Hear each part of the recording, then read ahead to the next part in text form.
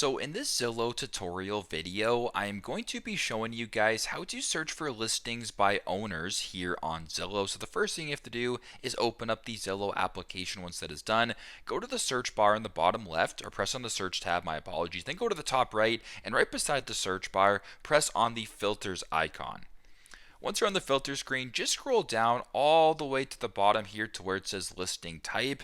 And by default, if you haven't changed anything, it'll actually only be showing you listings by agents. But if you want to change that to a listings by owner or other, just go ahead and press on by owner and other right here. And once that is done, it should be highlighted blue, and then by agent should be highlighted in gray. So once that is done, go to the bottom, press on see results. Now when you're looking for homes or listings here on Zillow, it should only be showing you results that are listed by the owners or others. So pretty straightforward, but that's how you guys can search up listings for our listings by owners here on Zillow. Thanks again for watching, and I hope this video helps.